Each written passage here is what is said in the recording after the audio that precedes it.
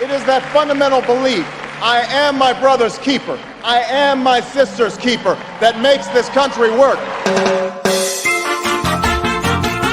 Whoa, whoa,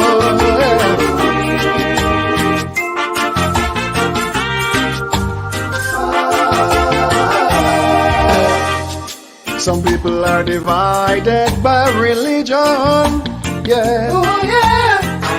Some people are divided by their greed, yeah. Some people are divided by deception, yeah. Oh, yeah. Some have a lot of money but still in need, yeah. The time has come to help your hurting brother. Time has come to think about your sister. Can't turn a blind eye to their need, yeah. Share some love to help your hurting brother. Share some love to help your fallen sister. One God, one faith, one destiny, yeah. It's time for unity, yeah. Deception is tumbling down, live in unity, yeah, yeah. Division must be broken down, unite in dignity, yeah. United under God we stand. Unity is power for all. Whoa, whoa, yeah. Well, everything around us is changing, yeah. Oh, yeah. Nothing will ever be the same, yeah. Limitless scope for transformation, yeah. Oh, yeah. Yet no one has the answer for the pain, yeah. Selfishness and greed have many blinded. Heartlessness has many people suffering. Why can't we see our brothers' pain? Yeah. Children are hungry and they are crying. Mothers are hurting and they are sighing. Yet all we care about is gain. Yeah. It's time for unity. Yeah. Deception is tumbling down. Live in unity. Yeah. Yeah. Division must be broken down, unite in dignity, yeah. United under God we stand. Unity is power for all. Time for unity, yeah. You have been watching the latest development, and you seem to be very unsure of what to do next. You know something is about to happen, but again, you simply keep watching without a clue as to what to do next. Wake up, my brothers and sisters. You must move now to save yourselves. You must move now to prepare yourselves for the peril ahead. To delay is to open yourself to serious trouble, and there will be no one to blame but you. Lifeline Financial Programs has always been telling you that things will get very serious very quickly if you do not move now to prepare for what is coming. Nothing will get better. We are on a downhill ride. You must get up and move now to save yourself. It is predicted that you will be having serious financial problems soon. Will you sit and wait until everything has crashed then say, if I had known? Find us today at Lifeline Financial Programs. We have the best plans to keep you alive during the trying times ahead. Mark my word. You will remember every word I say. Don't wait until everything has fallen apart and you are running around like a chicken without a head. Find us at Lifeline Financial Programs today. We will help you find a way. Call us at 540-4555 or email us at lifelinebvlimited@gmail.com. Lifeline Financial Programs, the gateway to a better future.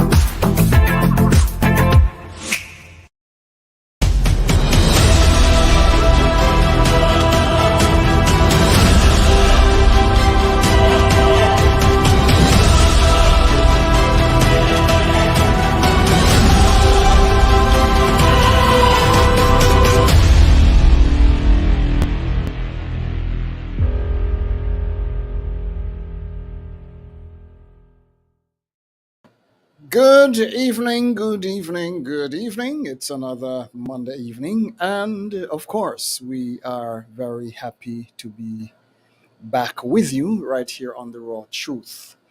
It is an absolute pleasure just being here with you, and of course, I'm Kenny G, your host, and we'll be here with you until about 10 tonight. I guess time does fly when you're having fun. And the world is getting crazy and crazier, crazier and crazier. I'm not sure what's the word to use next. It's going from mad to madder, mad, madder, maddest. You're talking about, you talk about the superlative terms in the commercial language we call English. Absolutely, that's another whole discussion we need to have in relation to what the stupid thing that colonization has done to our people. It has messed us up absolutely disgracefully so bad. And it seems we are too helpless to even understand what the hell is going on. Let me welcome all our friends from across the world, wherever you are listening, wherever you're watching us from. Welcome, welcome, welcome. I'm watching my friends coming on. I'm seeing my friends from Tobago, my friends from Guyana. Yep. Welcome to all my friends from Guyana, all my friends from Barbados. Whoa, look at this. My friends from all over St. Kitts. Whoa, the Caribbean region is right here already. And of course, we welcome you all. Thank you so much for joining us. As usual, it's a Monday evening. Please share this live with all your friends. It is going to get absolutely seriously amazing right here on The Raw Truth. And of course, you know what we do here. We make sure we bring you the facts, the raw truth as they appear and as they happen across the Caribbean region. To all our friends watching us across the BVI, let me welcome you. And to all our friends in the great USA, Canada, England, and also Africa. Yep, let me welcome you all. And let me stop calling names because I'm going to get in trouble if I keep that up. To all our friends who are here, we thank you so much for joining us. And of course, wherever you're watching us from, welcome, welcome, welcome. New York is in the house. Yes, Anna watching from New York, the Virgin Islands. Yes, Kelvin from the Virgin Islands. Welcome, my brother. Welcome, welcome, welcome. Share the live with your friends because it's going to get absolutely very interesting. And we thank you so much for sharing with us. If you are not a member of PSI Network, please go to Facebook and find PSI Network. Please click the like button, become a member of that group. If you are not a subscriber on our YouTube channel, please go to YouTube right now and click the subscribe button. Click the bell as well, because it will keep you getting our updates as we send out our amazing updates from time to time. All right, so make sure that you go to Facebook, like the page, go to YouTube and click subscribe. And of course, keep it locked right here on PSI Network for more as we continue to link you across the Caribbean region and the rest of the world. We find the whole matter of COVID, it's a crazy game. We've been watching that as well. Goodness gracious, our prime ministers across the region have been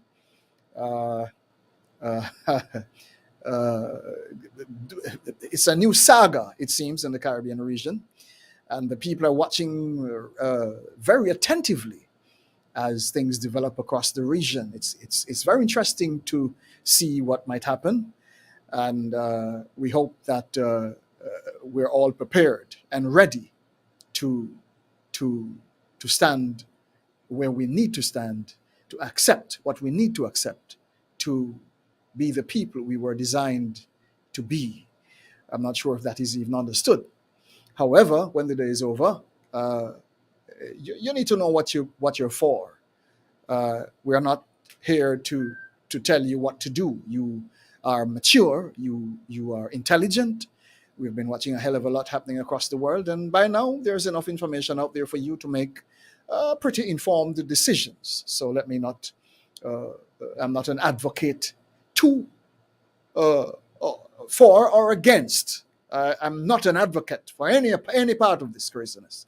I am not going to tell you what to do or what not to do. That's none of my business. Kenny G will say the hell out of it.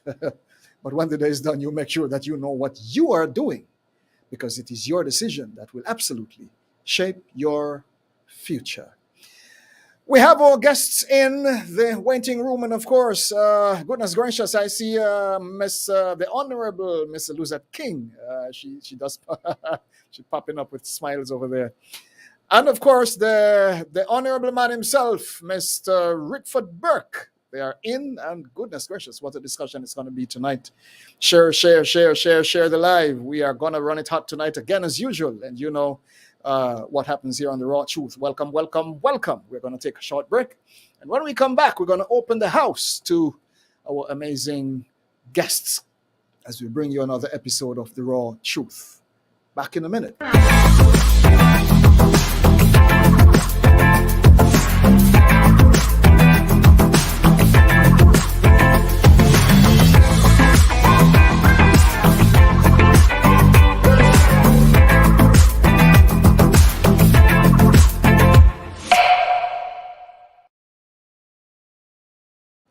My grandmother always says, pig knows where to root. I'm not sure if you ever heard this one. It's a hog know where to root.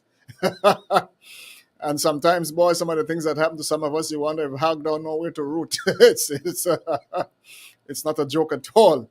And if you make yourself, if you set up yourself to be vulnerable, then hell, yes, you're going to be vulnerable. If you stand your square and you demand what is right for yourself, then yes, that's exactly what you'll have. I think we need to learn how to do that. It's an art we have to learn. The simple will be abused, but those who know exactly what you require, what you deserve, and you demand such, you will have such. It's very simple. All right, let me open the line to. I'm going to have Miss King rest a little bit. I'm going to open the line to the Honorable Rickford Burke. I call him the Honorable Rickford Burke. He's a good friend of mine. He's always been here on PSI Network. And of course, it seemed like a hell of a lot is happening all over the world, and he is back to grace us with his presence. Honorable Burke, greetings. How are you doing? Good evening, Honorable. Thank you for having me. Good night to your listeners. Yes, you bet. It's a while. What's been happening with you, man? You look like you've been taking it all good. What's going on in your neck of the woods? Talk to us. I'm well. I'm taking it all well. I'm keeping well, and I'm eating well. I'm trying to exercise. Not getting enough exercise, but I'm well. I trust that you are as well. I have no choice, brother. What choice do I have?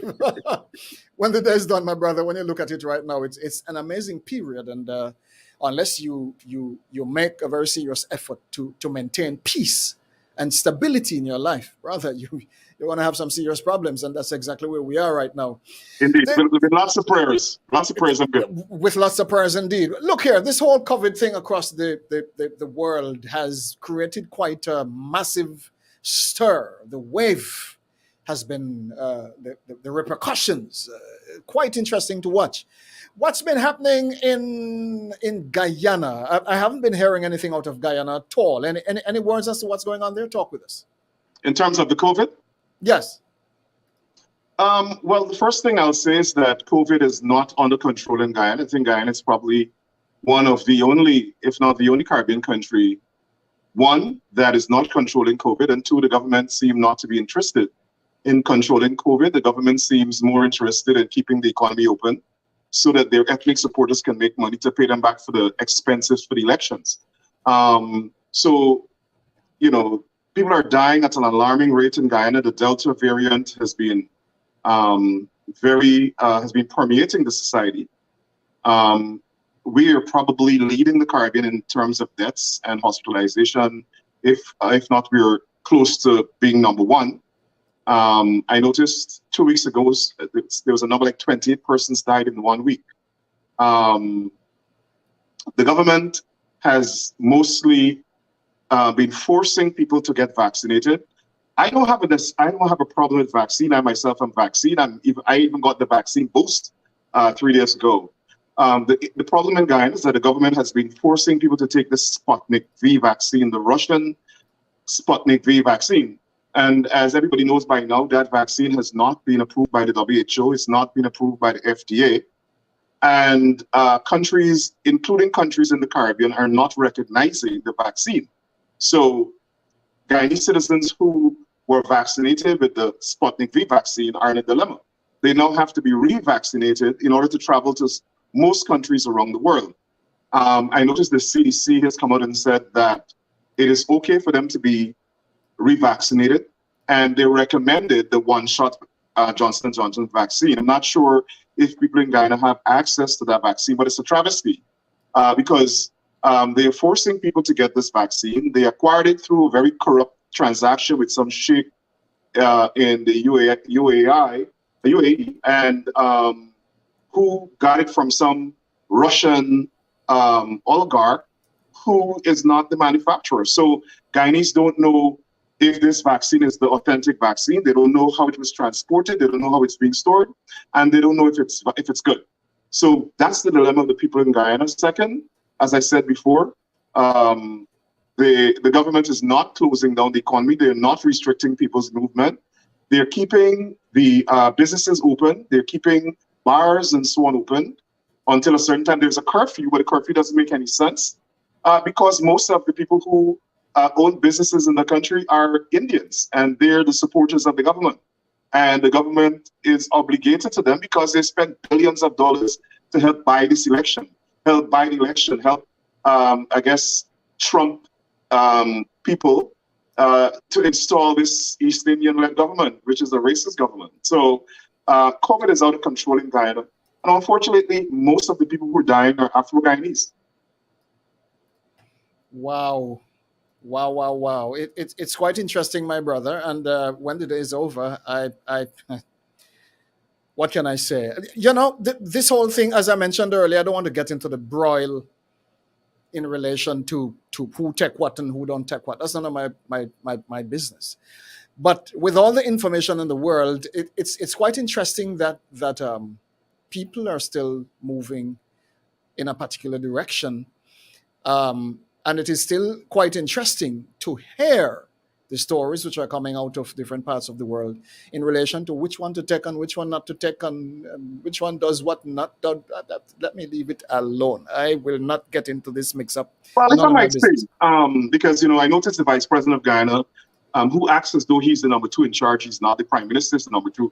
But Barjabe has been accusing me of not saying anything to Joe Biden or the Democrats who are imposing vaccine mandates, but I'm criticizing the government of Guyana. So I just want to be very pellucid. I am not anti-vaccine. As I said, I got vaccinated in February. I got my second shot in early March. I am urging people to get vaccinated, especially Guyanese. They need to be vaccinated to save lives. If vaccines save lives, your life, your family's life, your colleagues' life, your members of the community, anybody who you potentially can interact with, the vaccine is going to save their life.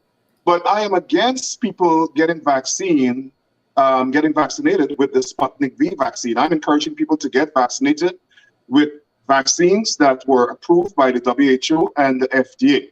So I want to make it very clear to everybody. I am not telling people not to get the vaccine. That's absolutely not true. I'm encouraging everybody to be vaccinated.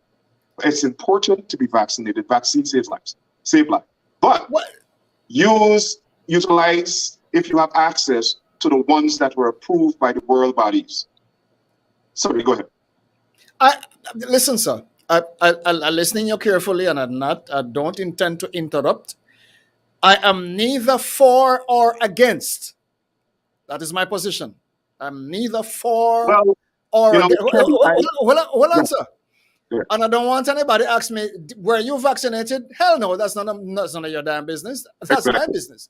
But when the day is over, I reserve the right to make that choice for myself.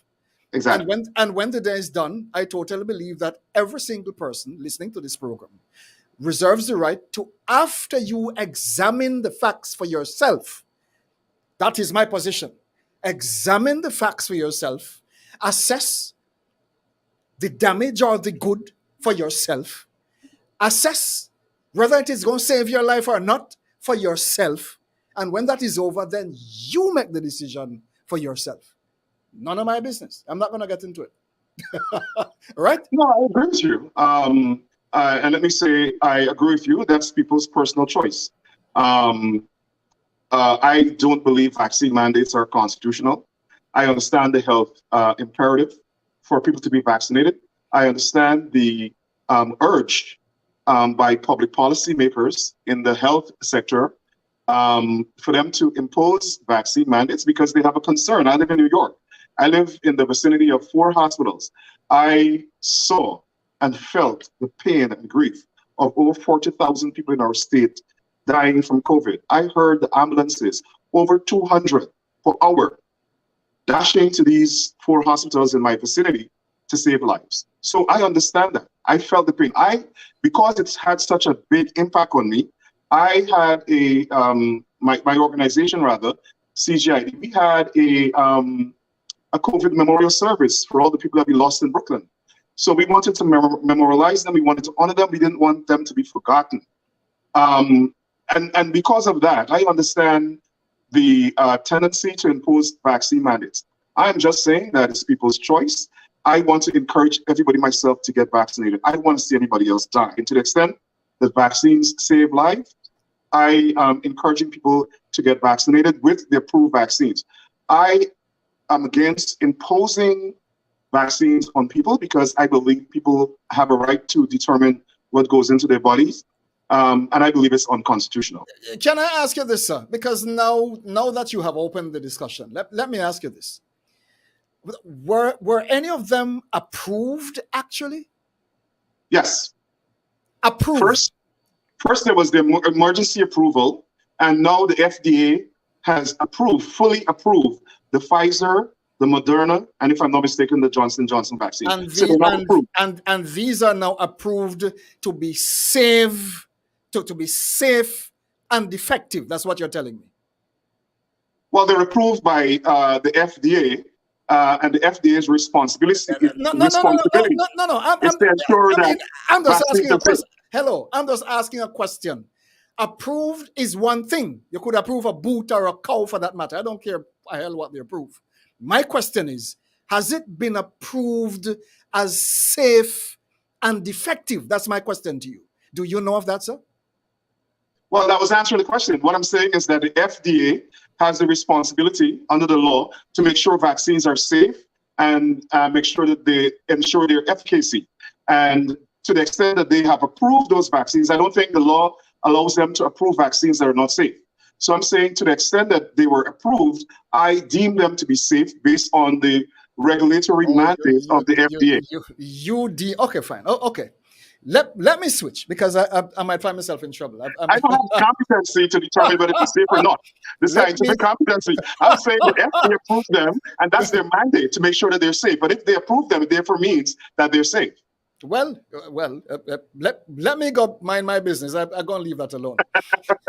When you look at what is happening in Guyana, because now we have Miss King on the line, and when the day is done, I brought her in because I think it's absolutely interesting that she become part of this discussion, because she, from what I know, has been very connected to what is happening across the Caribbean region. And of course, by virtue of whatever is happening in Guyana, is happening in St. Vincent, is happening in Jamaica, all over the Caribbean region, she shares a very strong position in relation to all these matters.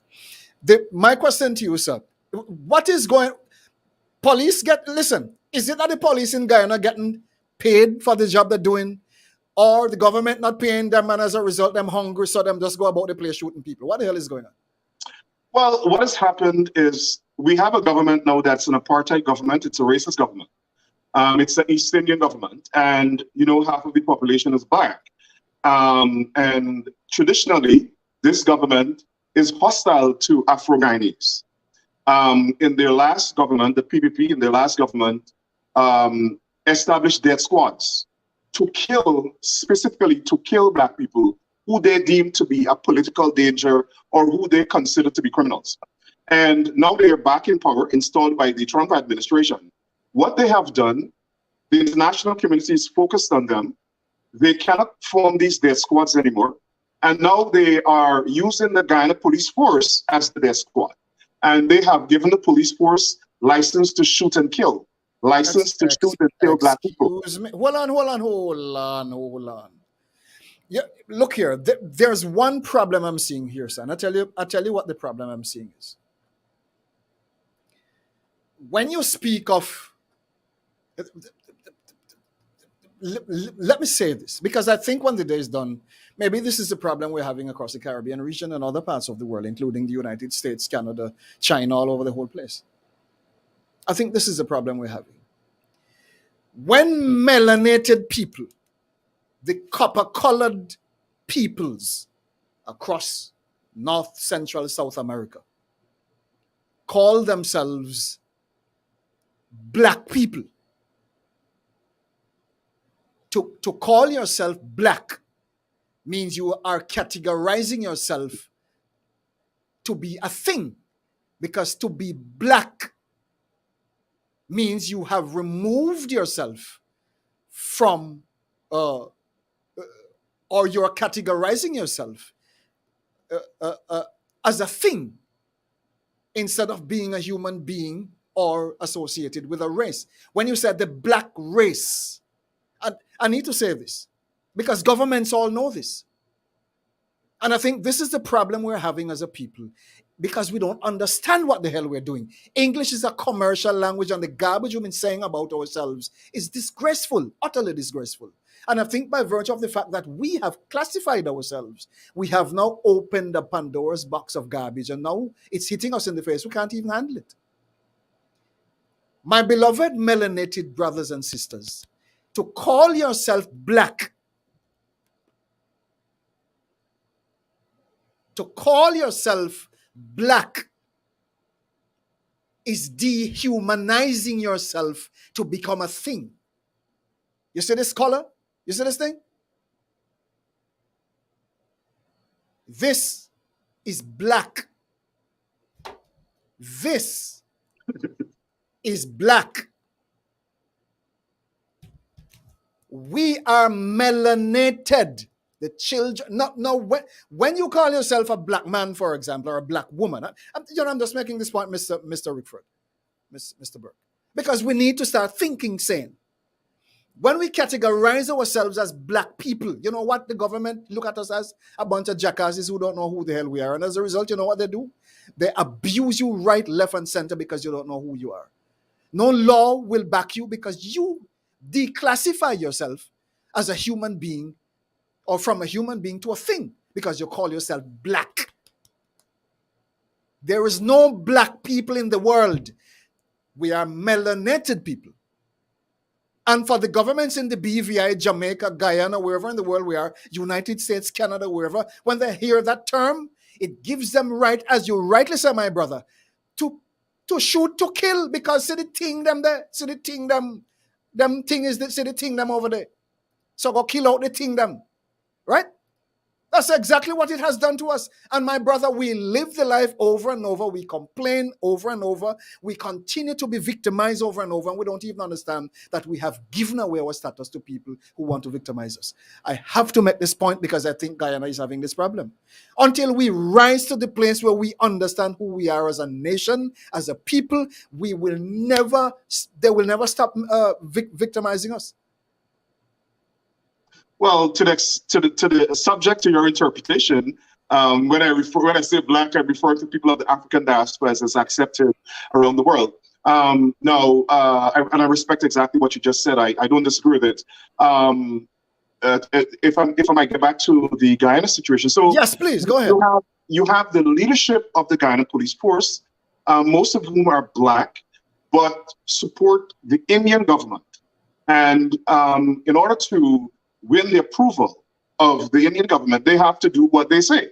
And so we witnessed, for example, when Isaiah and Joel Henry, who you had a show about, were murdered by PPP supporters, Indian people, the government sent riot police to shoot the protesters and shoot the family members. Now, some of them were shot, but the police commanding officer, and we should pray for him because he's very ill right now in the hospital, the police commanding officer for that area, who's also black, who's from the area, refused to gun them and kill these people. The government has now pressed criminal charges against him for disobeying lawful orders. So I just wanted to put that in perspective. But coming back to this particular situation where this young man, Kevin Andrews, was shot by the police on the 11th of October. Now, the police immediately issued a statement saying that he was shot in an exchange of gunfire with the police. Now, the relatives and eyewitnesses immediately disputed that. When the autopsy was done, we now discover he was shot in the back, in the torso, from the back. We discovered, second, that there was no gun recovered. Third, we discovered that there was only one spent shell from a bullet that was found, and that was from the police weapon. So the Guyana police force is so mendacious. They have no credibility, no integrity, that they're always putting out these statements. You see, they're getting tips and advice and guidance from the Trump people because they're the ones advising them. They're paying Trump people millions of dollars to advise them, this government. Now, even before this shooting, in August rather, the SWAT team went to Essequibo to conduct some sort of operations. Lo and behold, they ended up at the home of a businessman where they, without a warrant, kicked down his door, went into his bedroom, shot him in his sleep in his bed, next to his wife, and they issued a civil statement saying he was shot and killed in a confrontation with the police. Nothing of the sort. The police then had to correct that. They shot the man in his bed, and not only that, they shot him in his bed, dragged him out of the bed, left him in the yard to die before they took him to the hospital. Same thing with this young man, Kevin Andrews. They shot him, didn't take him to the hospital for over an hour. When they took him to the hospital, based on his family, they didn't even tell the doctor it was an emergency. They didn't tell the doctor the circumstances of him being at the hospital, nothing. He was just left there to die. And that's what they've been doing. They have been doing with black people. And mind you, the police officer who shot this young man allegedly is a gentleman by the name of Prem Narayan. Prem Narayan was part of the PPP armed gang that stormed the Elections Commission during the elections last year. And he was also, he's the person that the government, through the leadership of the Guyana Police Force, imposed on the Police Association. The Police Association is like a union that represents the ranks lower than an inspector. And they have a nominee on the Police Service Commission, which manages personnel and human resource issues and appointment issues and disciplinary issues for the Guyana Police Force, from an inspector up to assistant commissioner. And that's the person they put there as head of the Police Association because they wanted to use him to destroy the Police Association, whose chairman was black. So that's what they have been doing. And so now we have another grieving black family. The government has not said anything to the family. The police force has not said anything to the family, similar to what has happened in Isaiah and Joel or in Boston. The government is at war with black people in Guyana. And I want the people of the Caribbean to know that somehow we're going to have a civil war in Guyana. And if we have a civil war in Guyana, I want to listen to me very carefully. The black people in the Caribbean and all the other people in the Caribbean who believe in justice, civil rights, and fairness must join the African community in Guyana to fight the PPP, because we are not prepared for more young black boys to be murdered like they did 1,400 black men in the last government, which was a genocide, which the international community accepted. Can I ask you this, sir? Sure. And this is a very, very serious question. I've known you for a while, and I never always ask you serious questions, but I'm going to ask you one tonight. What is the size of your police force in Guyana? That's a very good question. I think the Guyana police force probably is about 5,000 to 10,000 strong, if so much. 5,000 to 10,000 strong. And the population is 100 and... Hold on, man. Oh, you're jumping ahead. You're jumping, Lord of mercy, my God. Listen to this now. Listen to how much people you say in the population, sir? 780,000. 780,000 people living in Guyana. And how much you say in the police force?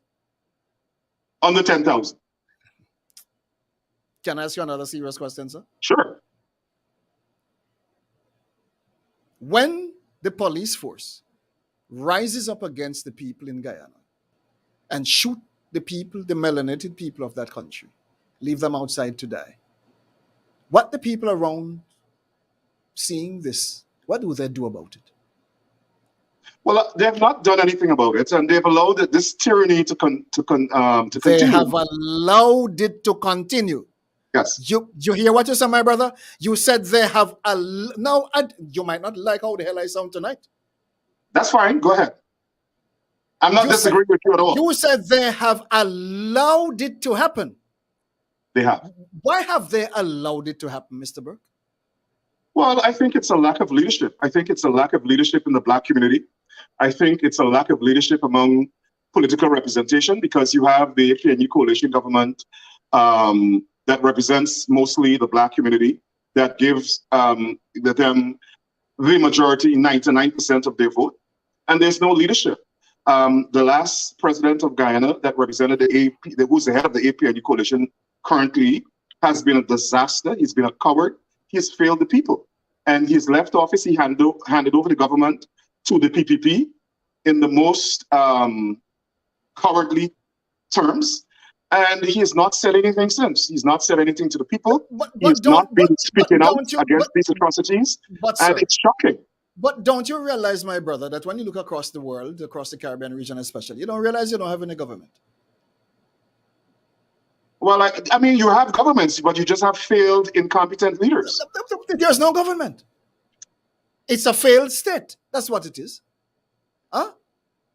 And where a government fails to uphold the rights of the people it governs, it is a failed state.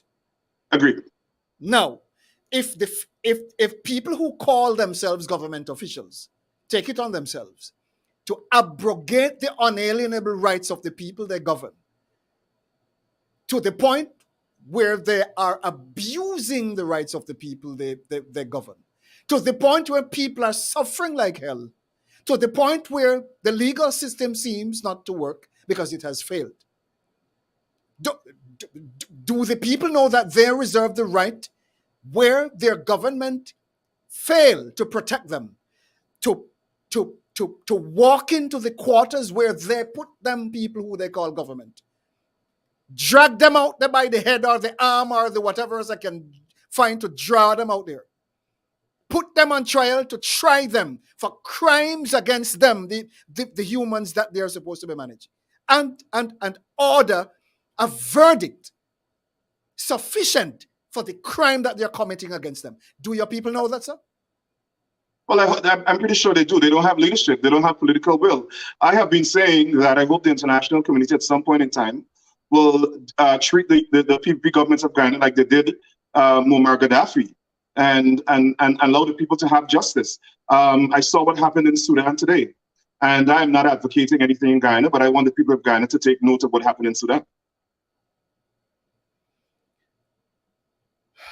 I'm going to take a short break. I'm coming right back in a minute.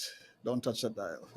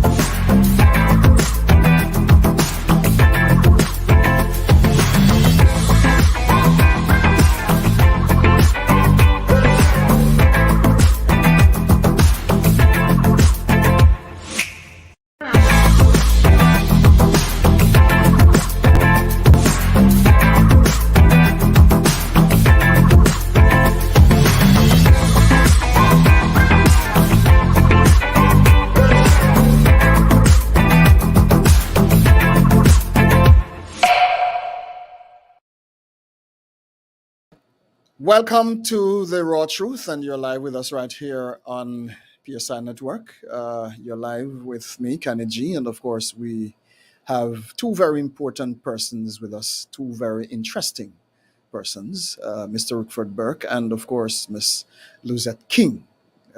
Quite an interesting discussion.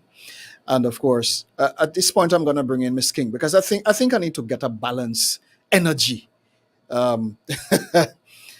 Let me bring in Miss King here. What is that? Greetings, my sweet lady. How are you? I am doing very well, Kenny. Everybody by now know you're my number one girlfriend, of course. Yes, I go. Mine make me get me eyes scratch out, you know. Look here, you've been listening to Mr. Burke, and I'm sure you're probably boiling inside as a result of the nastiness that's happening in Guyana. Yes. What's your take on it? What are you seeing? Talk with us.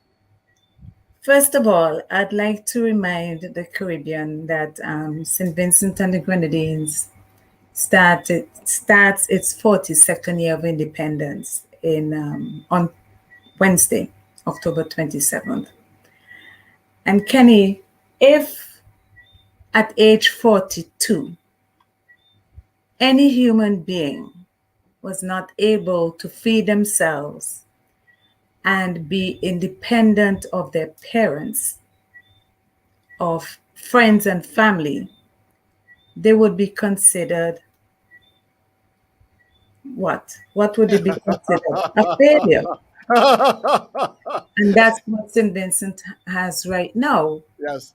All we have to show is someone, a lawless person, who is wanted for answering questions of rape, being the leader, and terrorizing Black people. And I say this deliberately because I heard you. Kenny, whether we are called Moors, Africans, or whatever it is, we will still be seen as little less than human to many people of, we call it melanated, is so we call it? Those Yes. who, that's how they will see us. Whether we try to acknowledge that we're not Black, we're Moors, whether we try to acknowledge we're not Black, we're Africans, because even among us, if I say I was African, Black people would say, "Me not African." You understand me?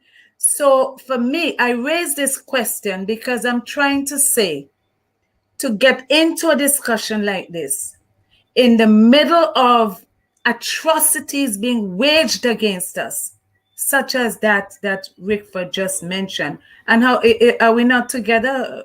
We're going to come together at some point, I hope.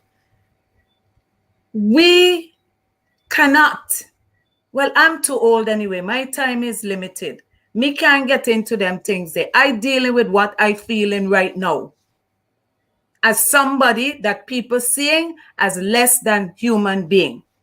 And it's happening in St. Vincent. I heard Rickford say just now that the government of Guyana is at war with Black people. It's the same thing in St. Vincent and the Grenadines. Politically, economically, and otherwise.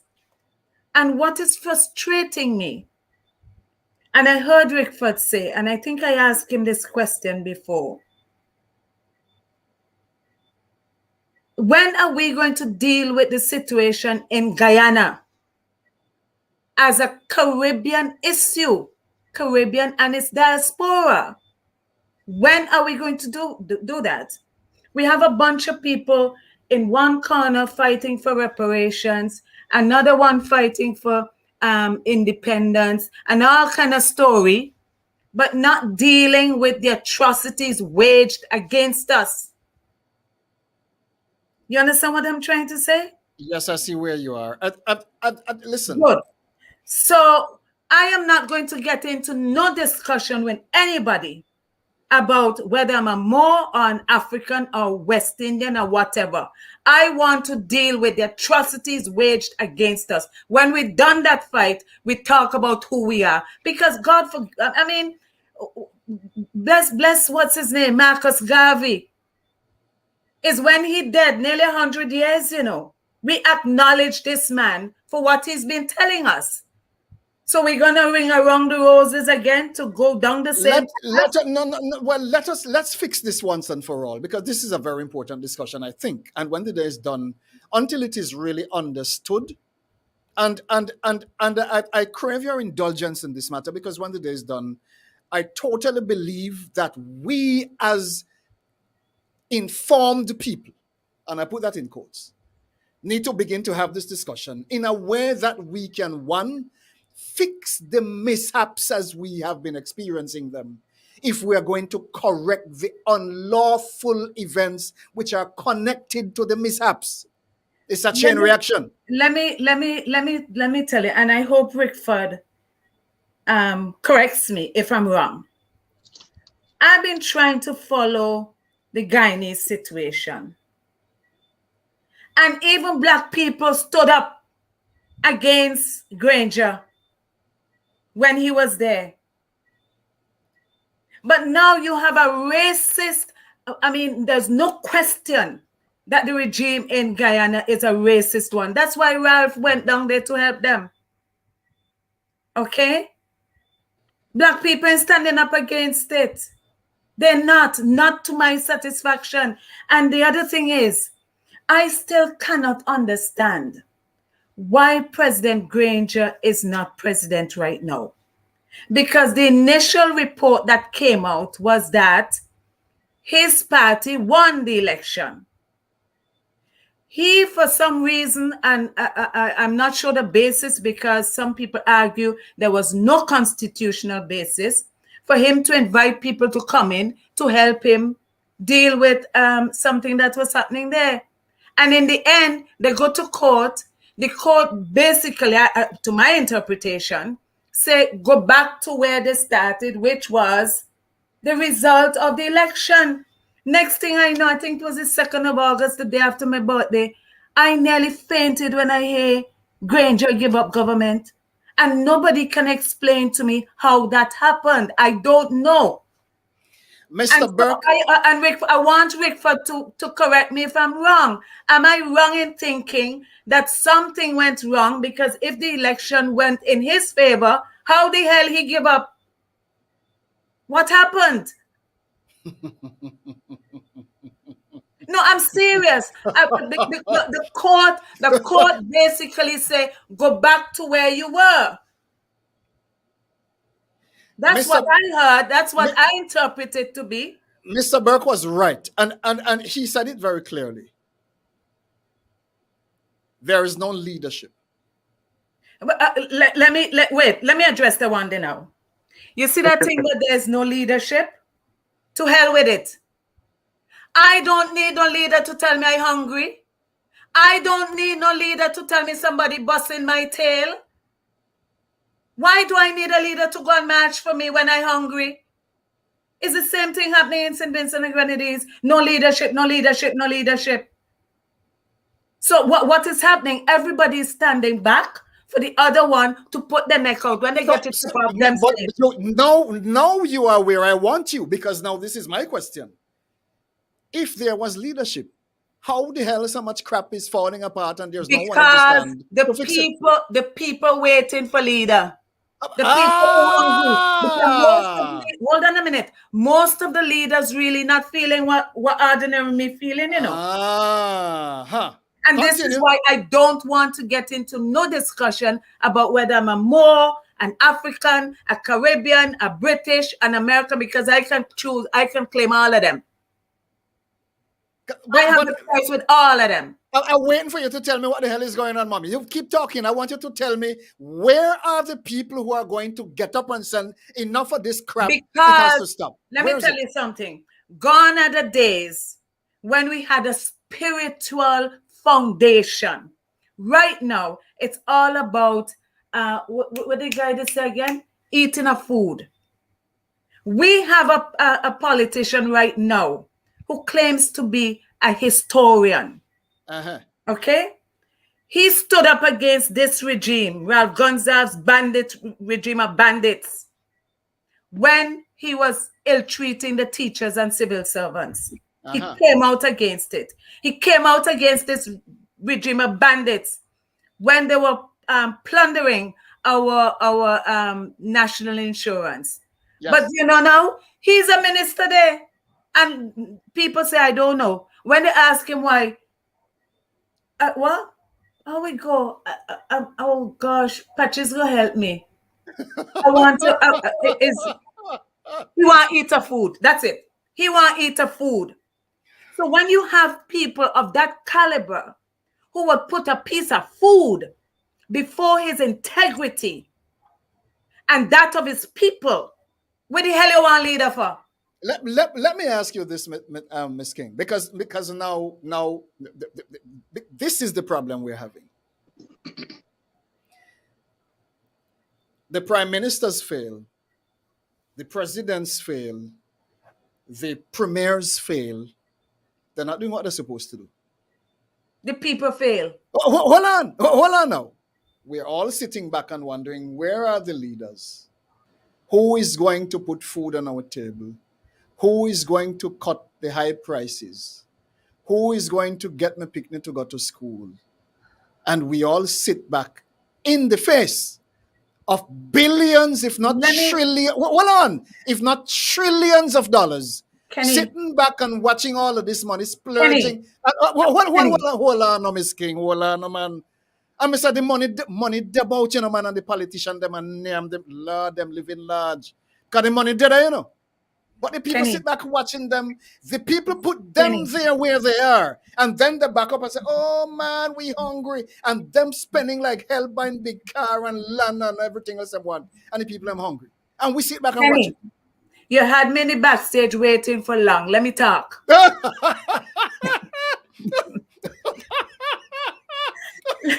Let me give you a story. Yes, talk to us. I have told you about a case, a big case. This was a businessman. Yes. Before he was 45, he had a multi-million business making blocks, sand mining and making blocks.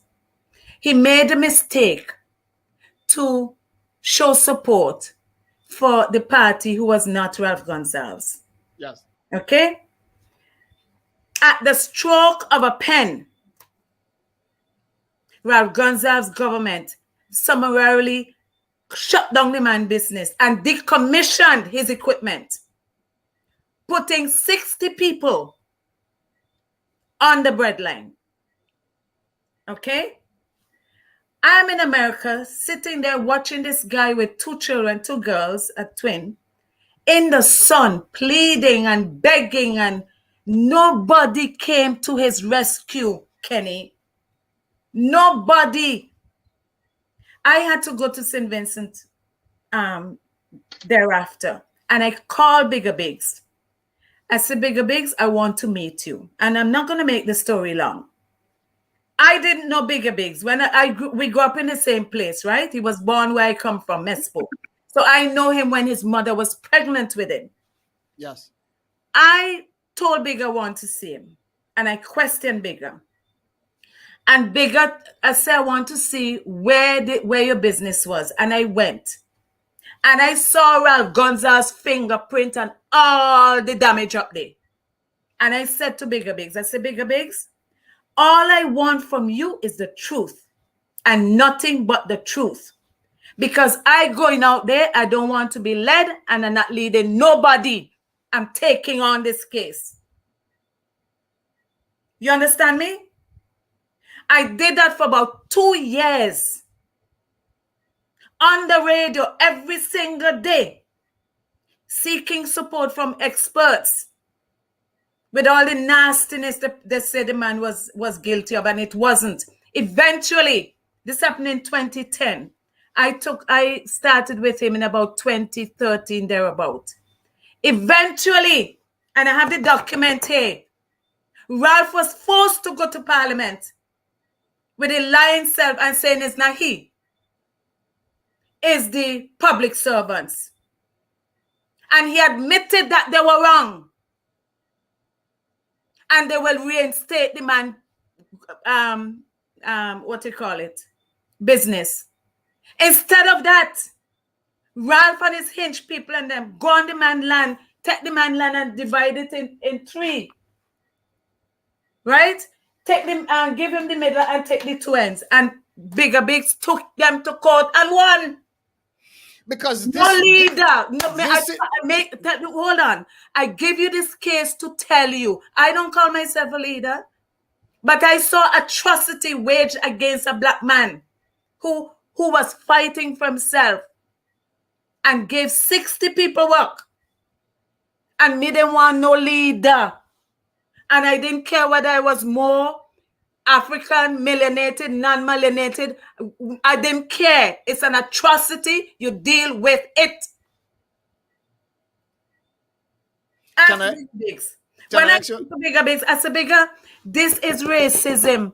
Ask Bigger Biggs. Bigger Biggs did not understand what I was saying to him. Those are the things we need to understand. The dynamics of racism, not necessarily who we are in terms of identity. It's the dynamics of the atrocities but waged that against us. you see, you're actually hitting the problem spot on, because it is by virtue of who we are which has bred exactly what you're relating to, And I'm saying, which has affected even Bigger Biggs himself. I am saying, whether we call ourselves Black, more African, or whatever, that connotes a sense of identity, they're going to treat us the same.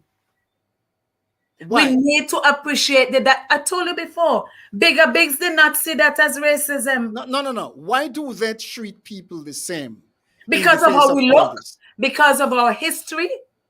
They still ain't forget that we were slaves. They forget that the Irish and the Scots were slaves at one point, or near enough, but they weren't banded in boats like we were. Were you a slave? Was I a slave? Yes. What question you asking me? You could see me being a slave? You can see me being a slave? Asking you. Can you see me being a slave? Was your parents a slave? No. Or slaves? Were your parents slaves? Bigger Biggs' grandfather wasn't far removed. He was a slave child. And all I'm saying, these people take the bad side of our history and they're treating us accordingly. And even when we get ill-treated, we still do not accept it for what it is. Naked racism. It is only that way, my beloved sister, because we allow it to happen. But that's what I'm telling you. The Chinese could come in here and flash around a couple 2 cents and have a chat with the Prime Minister, the same Ralph there, and own a couple acres of land down the bush and take over the business up top and all of that. And everybody allow them because they are influential people. They come in with their money and they talk and whatever else, and they get controlled. The Caucasian left Europe, come here, do the same thing, buy up the land and set up their businesses and do what the hell they want to do. The Indian do the exact same thing. Walk in here, buy up the land, set up their businesses and make the money, and we watch them do the exact same thing. And it is not that the so-called black man, as you call them, cannot do the same. But you know what the problem is with us as a people? We're too divided to think straight. Yet we have the most money in the absolute world. Right, exactly. And so as divided as we are, when you start to declare, I am African, we become even more divided. So we need to deal with those things that are common to us, which is the atrocities, the wickedness that are waged against us. But we're not more or African or whatever else within the Americas as we live. We are all one Aborigine people. That's who we are within North Central South America. That's who we are. Call it what you like. And my sister, I am focusing on that which all of us can accept, which is the atrocities waged against us. I want you to see the point I'm making to you, because I think this now becomes the point of commonality that we have lost. The entire land from North to South America is one. It's called the Americas. One land. It's our land. Our people, our land. We own it. But we sit back and allow these people to come from wherever in hell they come from. We're waiting for leader. And take it over. We're waiting for leader. Right?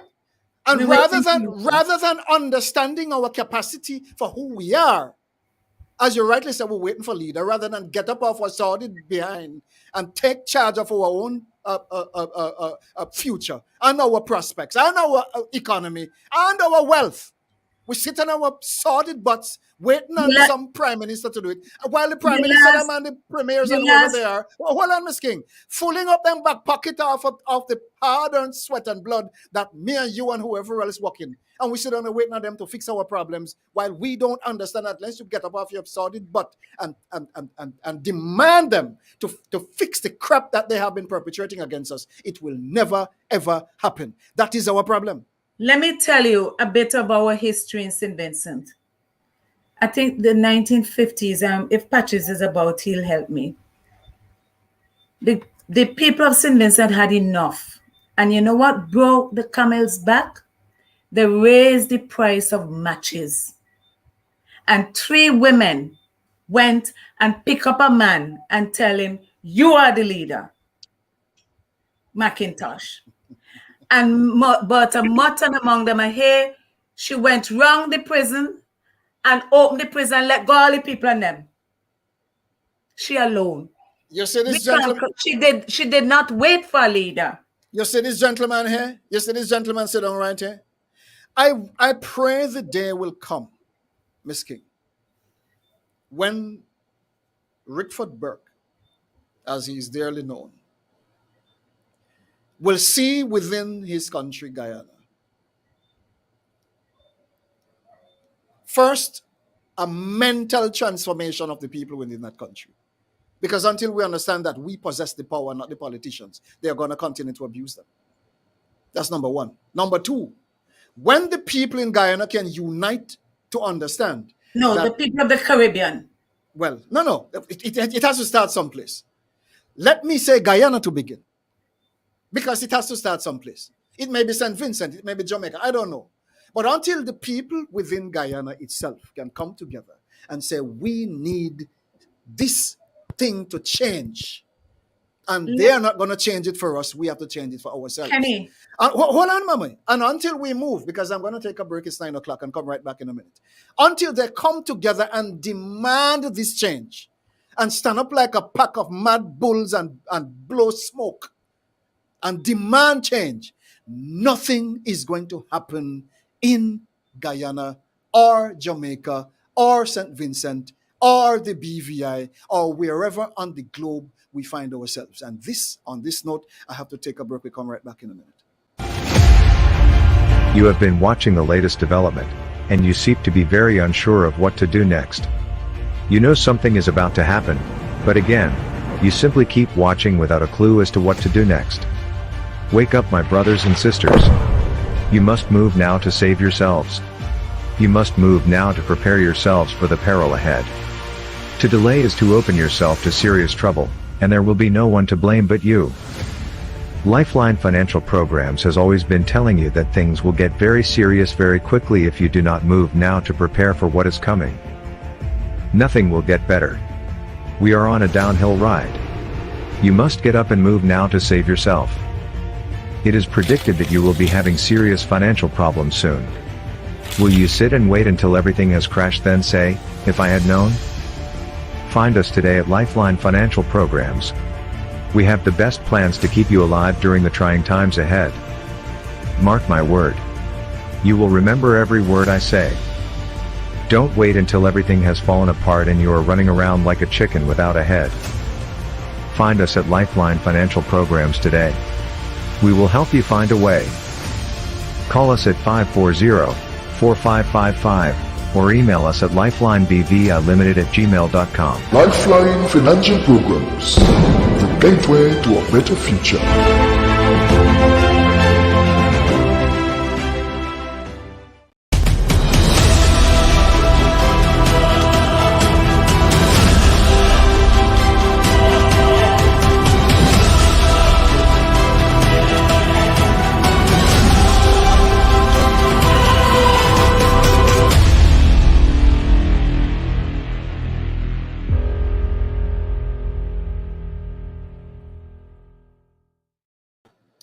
Welcome back, and we thank you so much for joining us. You are live with us right here on The Raw Truth. And of course, yes, it gets a little hot sometimes as we discuss some absolutely crazy topics. And I think this is one of the topics which will always perhaps be controversial, but I think it is one that we need to understand and understand it absolutely very clearly.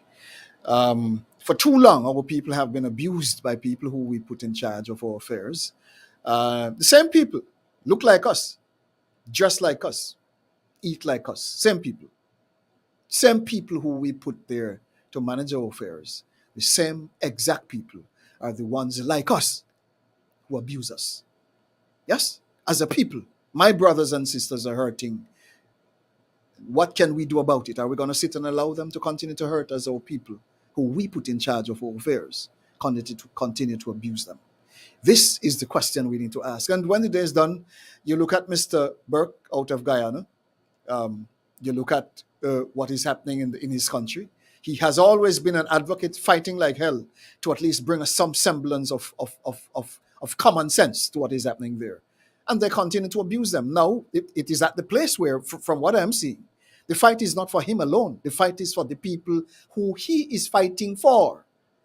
To understand that the fight is not for any one man, and Ms. King is alluding to the same thing. The fight is not for any one man or no savior to come and save anybody. It is time we get up off our butts to save ourselves. I'm not sure when we are going to understand that. Let me go back to Mr. Burke, because when the day is done, it is very sad that we have come to this place where after all that anyone can do for any one of us, we have to see the need to get up off our behind and fight for ourselves. When are we going to get to that place? Mr. Burke, is there any way in this lifetime that our people within the region, within Guyana, within the region itself, is there an awakening to this fact, or are we sleeping the more to hell and probably too deep a sleep to be awakened? What is happening? What is happening on the ground in Guyana as far as our people are concerned in relation to understanding the abuse they are facing and realize that they're the ones who put the people in power who are abusing them, and they reserve the right to demand of them what is just and right and lawful? What are you seeing? Well, there are a number of issues that you've raised. First, I think that what has happened is the government has successfully been able to intimidate the people, send the police to shoot people. Since this government came to power on the 2nd of August, 2020, protests are banned. If you only assemble, they send the police to shoot at you. And my contention is, if this is the tyranny that this government intends to impose on the people of Guyana, people should start to resist the police. Just last week, the chairman of the Police Service Commission, who the government attempted to influence to get their own people promoted against the Constitution. And when he didn't do that, they filed criminal charges against him. And then they tried to stop the independent agencies of government of the state from having their own budgetary estimates presented to Parliament. They revoked that law, and they want everybody to go to the Ministry of Finance to get their budget.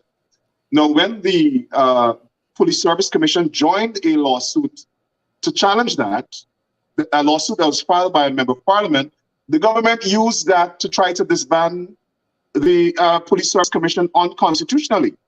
So they got somebody to claim that the chairman groped them, and the chairman was commissioned to review the police standing orders. His name is Paul Slow, who's a Caribbean cricket security expert. And because they wanted to find a reason to disband the Police Service Commission, they charged everybody on that commission that was tasked with reviewing the standing order with a crime with fraud, because they're saying the commissioner who asked these people to review the standing order, he didn't have that authority because the standing orders were already reviewed, so that was fraud. They didn't charge the police commissioner with fraud. They charged the members of the commission with fraud because they accepted payments for their expenses. This is how nasty and odious this government is. Now, Mr. Slow was abroad when they filed these charges. The charges were filed in the magistrate's court because they wanted to have a warrant issued for his arrest. The magistrate listened to the facts and refused to grant a warrant. A summons for him to appear in court was then served on his attorneys. he flew back to Guyana for the express purpose of attending court. Now, while he was in the court compound, on his way up the steps to go to the court, the 4 police officers led by an Indian police officer by the name of its Assistant Superintendent Romano attempted to arrest him. So the man said, "What are you arresting me for?" "We are arresting you for the matter that's before the court." This matter was filed in court. It's no longer in the jurisdiction of the Guyana Police Force. The man is going up to court to answer charges in front of a magistrate, and they want to seize back control of the case, to arrest him in public, to embarrass him, because they want to have revenge on him because he refused to promote the people they want in the Guyana Police Force. By the way, all of whom, the 2 main people, have charges, disciplinary charges against them pending, which means that they were not eligible for promotion. One of them being sexual assault of 2 women. The president called him out and cursed him out because he wouldn't promote them. I said that to say that this government thinks they're above the law. And even the deputy chief immigration officer, who provided information to the Elections Commission, showing people who voted or were not in the country, this government came into power and charged him with a crime, saying that he tampered with evidence. When they stormed the Elections Commission, and the police commissioner directed the commander for that division to clear the building and he refused, he was relieved of his command. The person who the police commissioner sent to be the commander and to clear the building in accordance with police orders, they're now charging him with a crime, saying that he assaulted the diplomats because he ushered everybody out of it. So this is what is happening in Guyana.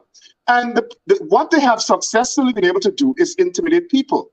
They shoot people. And there's not a safety net. The American ambassador, the British ambassador, Canadian ambassador, they're all white people. The American ambassador is a Trump holdover racist, and she's the one propping up this government. Now, I want to say to the people of the Caribbean, we will wake up one morning and find a situation where there's a civil war in Guyana. I had on my show last night a member of parliament for Region 5, which is the Demerara-Berbice region, where the 2 young men were killed by PPP supporters.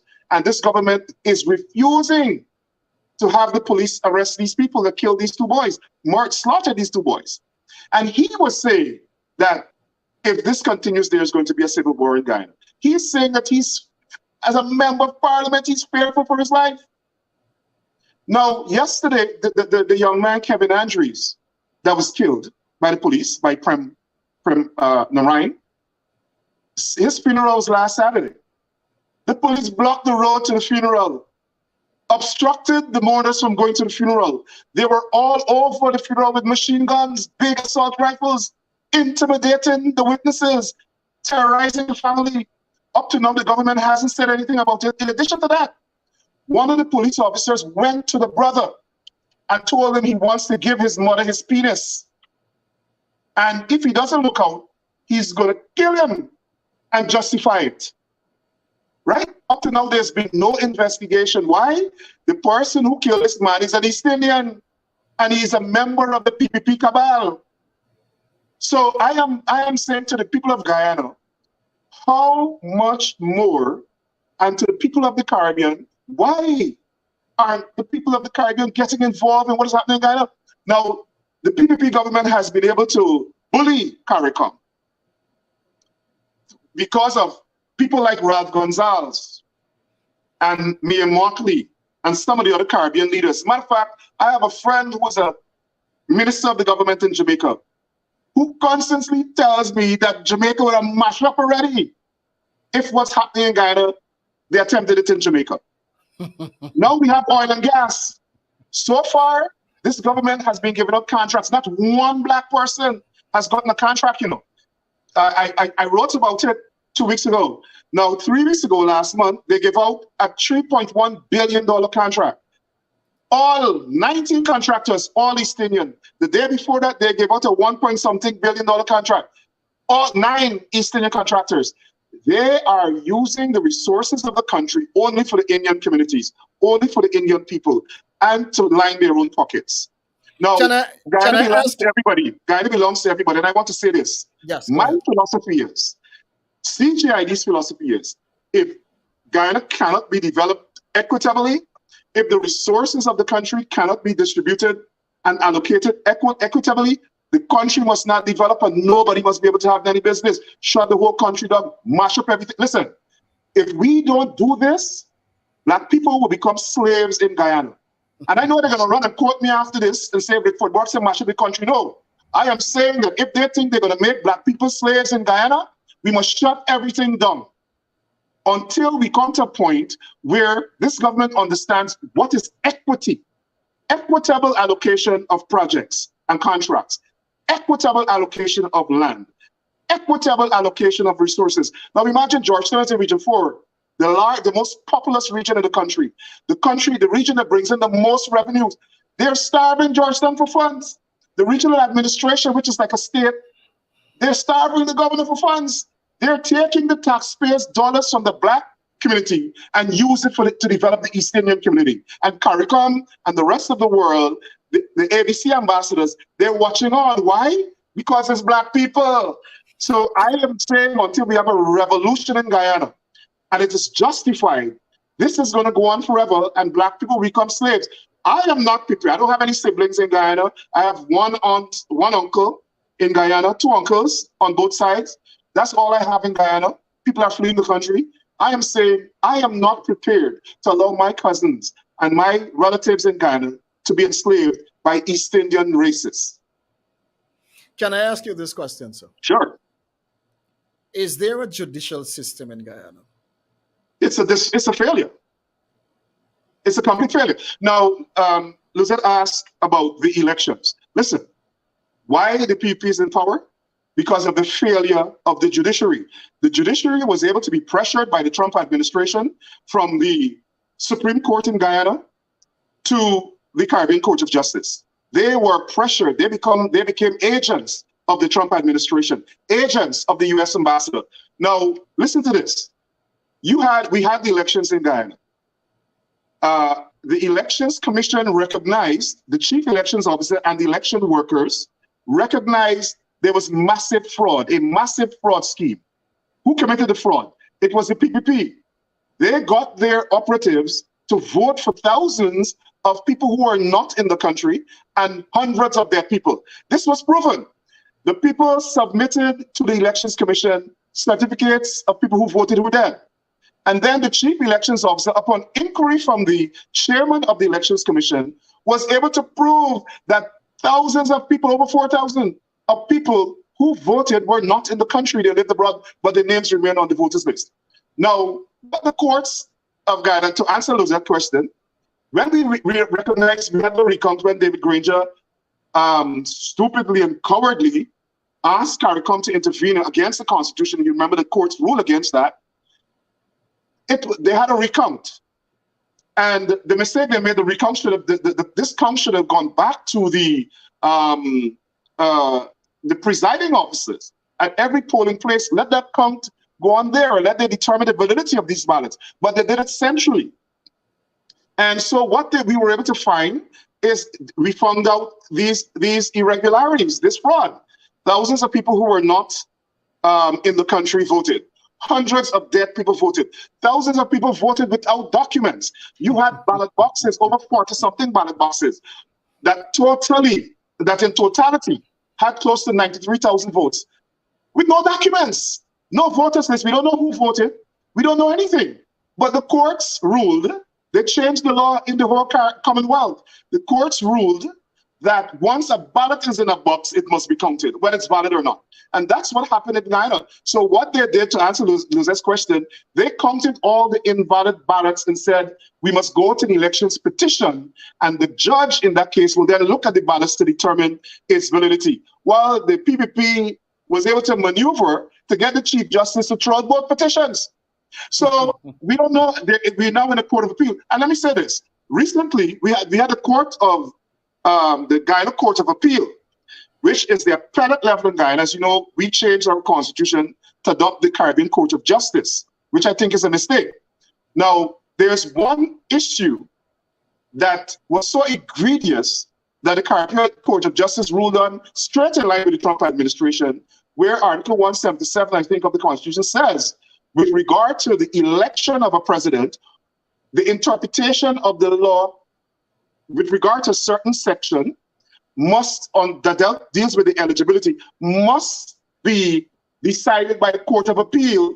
It is not appealable to the Caribbean Court of Justice, and the decision of the Guyana Court of Appeal must be final.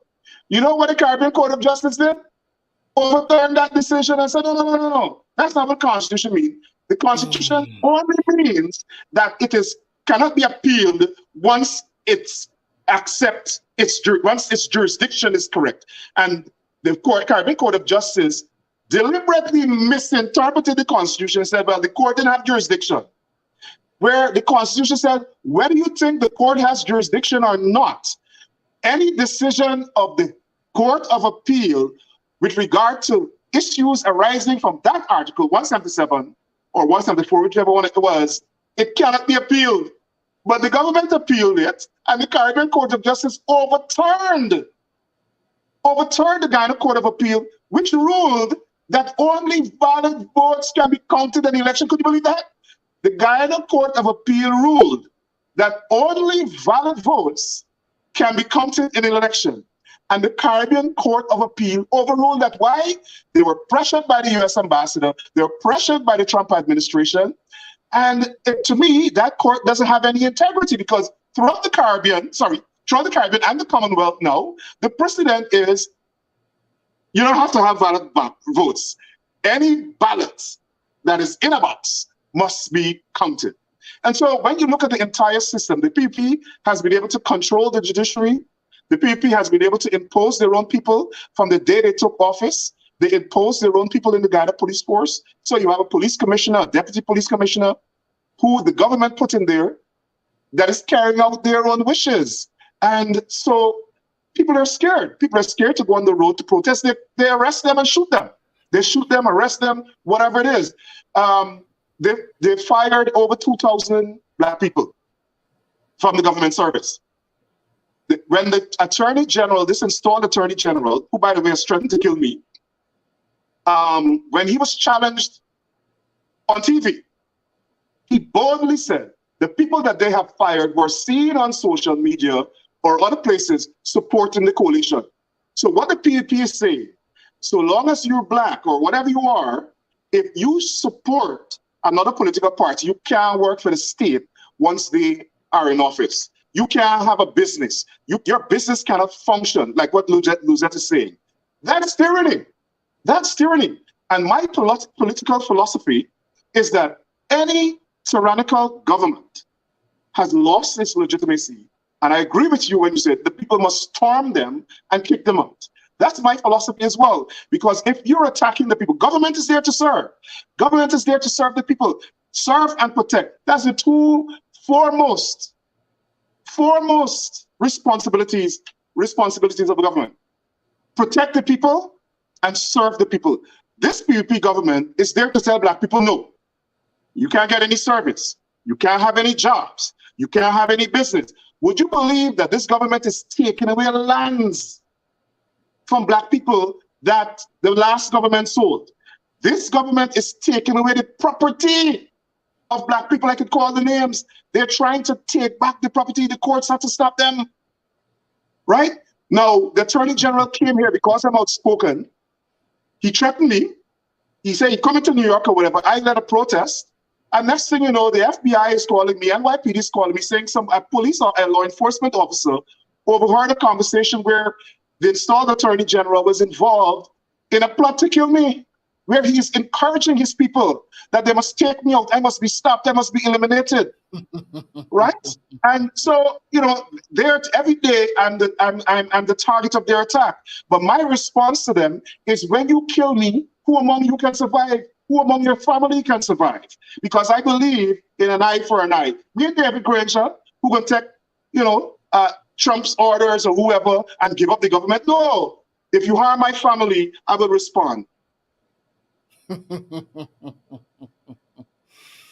Yeah, I'm sitting here and I'm listening to you speak, and I'm actually smiling. I find it very interesting. And, my brother, I, I'm actually lost for words. And it is sad that again, I go back to the people, because when the day is done, if the only way crap like this happens is because we sit and allow it to happen. And until we get up and decide that enough of this crap is enough, it won't stop. And I think Guyana, with all its resources, with all the wealth in that country, these jackasses who call themselves leaders are doing all they can to control the wealth of the country and subvert, abrogate the laws to to control the people It's of an that country, ethnocracy. It's an ethnocracy. to They're keep using the them resources of poor. the state only for Is their own East Indian collective.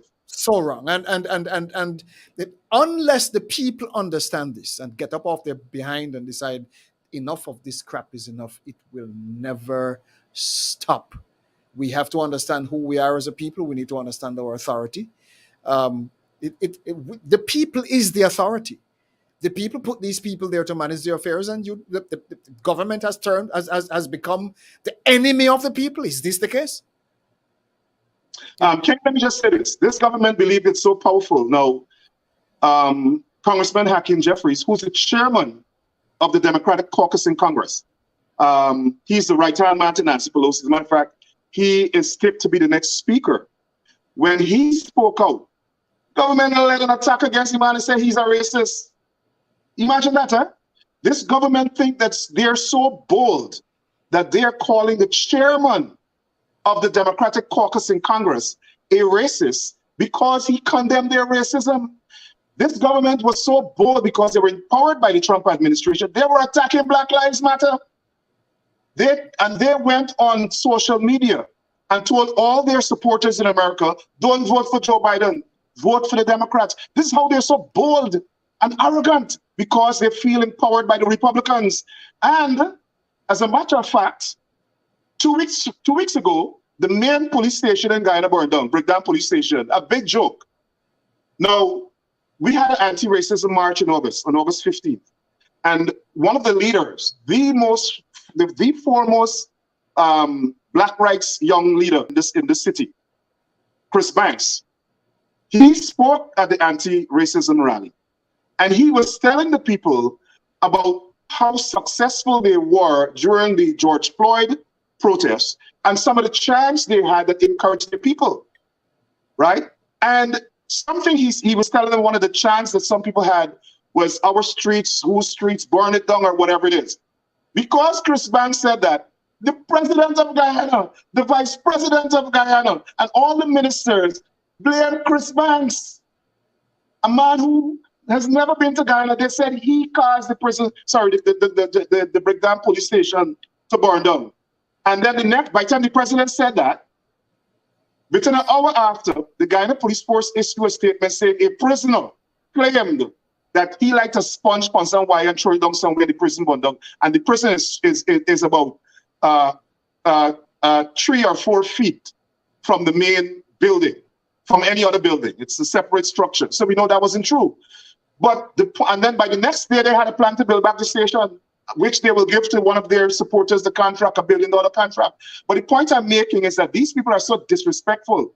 These racists in Guyana are so disrespectful that they can attack Black Lives Matter. Why?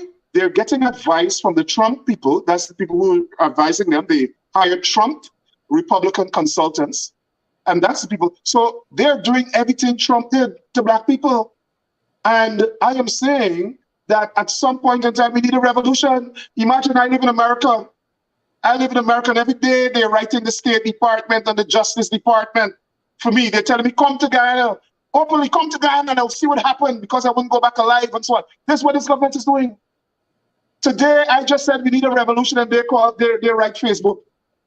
They want to control people's speech in America. That's what this government is doing. And for the life of me, I don't understand why CARICOM heads are tying bundle, as we say in the Caribbean, with these races. That's a whole nother topic. And wow, you're talking about it right here on the Raw Truth tonight. It is definitely serious stuff. I'm going to take a short break, and of course, the remaining half an hour, we're going to be wrapping it up. And stay put, share, invite your friends as we wrap this up. We'll come back in a minute. You have been watching the latest development, and you seem to be very unsure of what to do next. You know something is about to happen, but again, you simply keep watching without a clue as to what to do next. Wake up, my brothers and sisters. You must move now to save yourselves. You must move now to prepare yourselves for the peril ahead. To delay is to open yourself to serious trouble, and there will be no one to blame but you. Lifeline Financial Programs has always been telling you that things will get very serious very quickly if you do not move now to prepare for what is coming. Nothing will get better. We are on a downhill ride. You must get up and move now to save yourself. It is predicted that you will be having serious financial problems soon. Will you sit and wait until everything has crashed then say, "If I had known"? Find us today at Lifeline Financial Programs. We have the best plans to keep you alive during the trying times ahead. Mark my word. You will remember every word I say. Don't wait until everything has fallen apart and you are running around like a chicken without a head. Find us at Lifeline Financial Programs today. We will help you find a way. Call us at 540-4555 or email us at lifelinebvlimited@gmail.com. Lifeline Financial Programs, the gateway to a better future.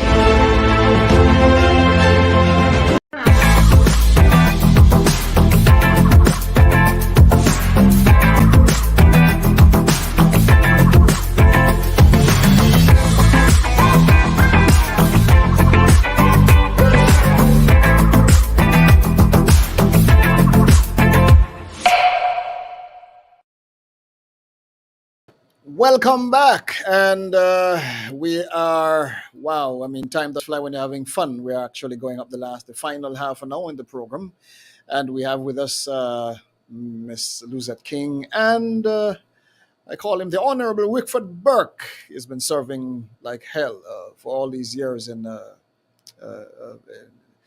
Guyana, standing for his people. And goodness gracious, when you look at the madness that has been happening in Guyana and St. Vincent. And some people may not like when Miss King speaks of what is happening, when she speaks of what is happening in St. Vincent. But look here, if St. Vincent is the model and Guyana catching the fever, and then Jamaica look like it following the same trend, and then the rest of the Caribbean look like it all waking up to the playbook, and the people sit down watching all of this crap, my position is, until we demand to be treated better, it will never get better. Read my lips. So we need to stop being a bunch of wikis, sit down and waiting for people to come save us.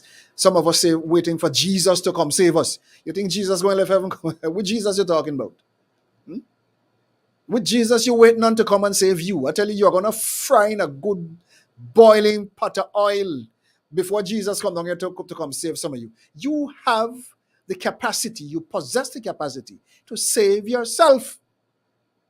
Stop talking about pray, expect Jesus to come and save you. With Jesus coming to save you, where? We need to get wise and get smart and stop thinking crap. Our time is now.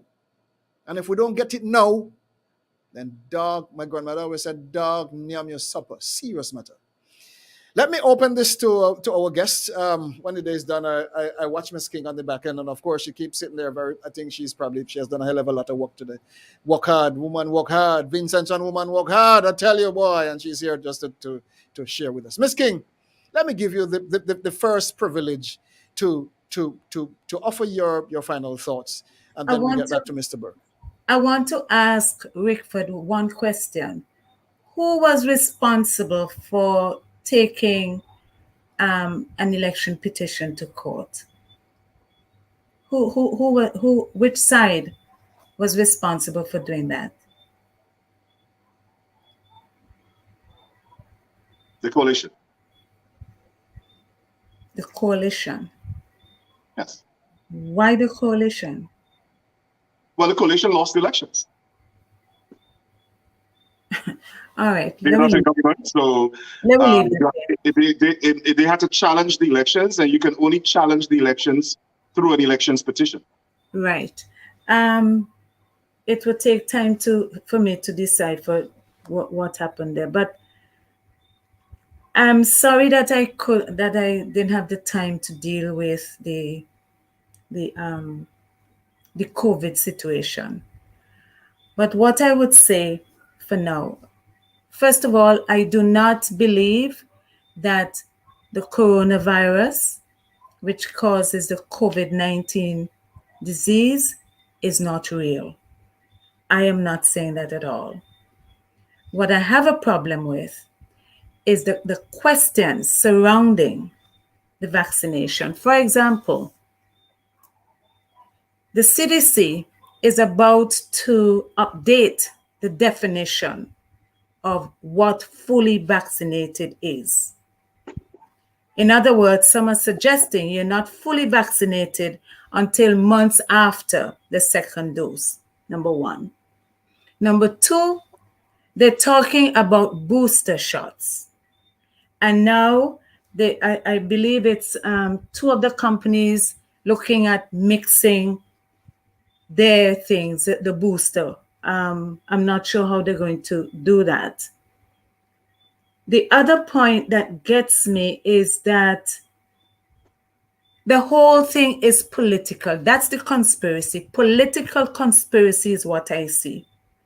Because why would the Americans especially, say that the Sputnik, or even the WHO would say the Sputnik is not effective, when in fact, an authority today, just today I saw something saying, they admit that the vaccination is not 100% effective in preventing the disease, but they stress the risk of infection, hospitalization, and death are much lower than among those who are vaccinated. I want to say in St. Vincent and the Grenadines, I believe there should be some investigation going on right now, because anybody who has COVID and they go to our hospital, they now come out alive. Very few. This morning, I had a shock when a young lady who told me about a week and a half ago, her mother was in hospital and she didn't have sense of smell. She had lost that and everything else. Mind you, she was not vaccinated. And the next thing, I saw her on Thursday, and she said she was taking some soup to the mother and everything else, and she was fine. She was recovering. The nurses had worked hard and everything else. This morning, the woman stopped me at the bus stop to tell me that she's dead. The other story I hear is that the nurses are reluctant and in some cases refuse to look after patients who are not vaccinated. This is a country where the leader, the head bandit, initially didn't believe in taking precautions of any type against this disease. He mocked those who had gloves and masks and everything else. But while he have us fighting as to who vaccinated and who not vaccinated, he was buying body bags, not medication, you know. I have heard that one nurse is looking after 30 patients at night. Tell me how a COVID patient with breathing problems could survive something like that. They're short of oxygen, but we got enough body bags for the bodies when the breath leaves them. Not only was he busy buying body bags, busy buying a bank for a country where he admits there's extreme poverty. When he decided to admit that there was such a thing as COVID-19 disease, he brought in two types of vaccination, the AstraZeneca and the Sputnik. The Sputnik, there were a few. I believe he said, me no know. The man so lie, I would not take anything he says. He says he had Sputnik, right? And now those people who had the Sputnik thing can't go to America where everybody trying to run to go. So they might have to have another set. I know of a young lady who took this Sputnik thing and had a chance to go to England to join the army. She was sent back because she was not fully vaccinated. So while these people playing politics and using this in St. Vincent, certainly using it as a means of giving their friends, especially the hoteliers, because we still have to quarantine for 14 days. It was 10 days and then it moved to 14. England, I believe, not doing a quarantine no more, but we still doing the quarantine. It's a joke. It's a joke.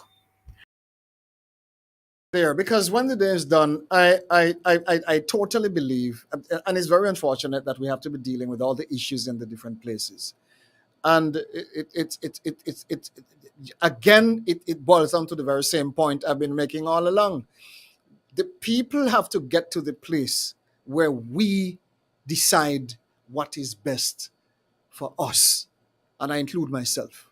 Until we decide, it's a decision we have to make for ourselves. No one can make that for us. We have to do it for ourselves. I appreciate Miss King's contribution, and when the day is done, it seems the same crap is happening all over the whole place. But as far as you're concerned, Mr. Burke, and I'm going to give you a few minutes. I can't believe that time has flown so fast. It's crazy. But if you were to close with a few words on the minds of the folks who are watching us right now, what would you tell them? Well, first of all, I would tell them I want them to be safe. I want them to be safe from COVID, that COVID is real. COVID has devastated the world. I don't think we in the Caribbean, especially Guyana, have the healthcare infrastructure to cope with COVID. And so it behoves all of us to take the precautions and follow the internationally recommended protocols of washing your hands frequently or sanitizing them, wearing your masks once you're in public or in a crowd, even if you're vaccinated or not, and ensure that you follow all the other protocols with regard to COVID. And certainly if you have COVID, stay away from others, isolate yourself. Now, with regard to the economic fallout from COVID, I've noticed that some countries in the Caribbean are doing well in terms of how they are trying to recover and revive the economy from COVID. In Guyana, as I said, the government has never shut the economy down totally. They have never restricted movement. If you look at Barbados and all the other countries, they have been total shutdown, where there's absolutely no movement. Matter of fact, Jamaica had an absolute no movement 2 weeks. The government of Guyana is not doing that. The vice president, Barry Jack Dale, who thinks he's Hitler, has said people will die, right? He doesn't care because it's not his supporters who are dying mainly, it's black people. And we know they're callous and disrespectful and contemptuous of black people. So they don't care that the majority of people who are dying are black people. So specifically, we want to tell those people in Guyana, especially the African Guyanese community, that they have to take the precautions. If it's their belief that they can take the vaccine to be safe, do it. Like I said, I don't believe in vaccine mandates, but I believe that we must mandate ourselves to take the vaccine if we believe that the vaccine is going to keep us safe. And let me say, from the inception, excuse me, it has been established by scientists that the vaccines don't prevent you from getting COVID. They lower the risk significantly, I think by 70% of infection, as well as serious illness and death. So the vaccine is not a cure for COVID. And like we said, that has been established. It's a novel, that's why it's called the novel coronavirus. They have never seen anything like it in the world. So just as we are learning, scientists are learning as they go along with COVID. I've had relatives who've died from COVID because they weren't vaccinated and they weren't taking the precautions. And that's the hard lesson that we have to learn with regard to COVID. Now, with regard to the wider Caribbean affairs in relation to Guyana, listen, I'm still shocked. I don't know how it has happened. Even from 1992 to 2015, when this PP government was in power, CARICOM never got involved. All the atrocities, even diplomats were kidnapped. People's bodies were found all over the road, in trenches. Police officers, death squad members were killing people. It took the United States government to intervene, to take down the death squad and extradite, just like they did with Dodds Cook, extradite Roger Can, who was exporting drugs to the United States and using the drug money to conduct his criminal enterprise in conjunction with the PP government. Because Barry Jagdeo had defended him and was attacking the Bush administration for arresting him. Now, we have the same situation in Guyana. These people are only in power for 1 year, and they have a war on black people. Immediately fired 2,000 people.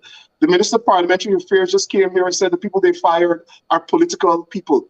Really? Over 2,000 people are political people? The cane cutters, when they closed down, the PP government shut down the sugar industry. Most of the estates. The coalition government is a power and tried to pay them a compensation. This government came back now and given them a severance of $250,000, $500,000, and they have given the black people that they fired absolutely nothing. In addition to that, they're giving everybody's supposed to get $25,000 cash. It's a big, it's a big scheme. They're giving people cash money.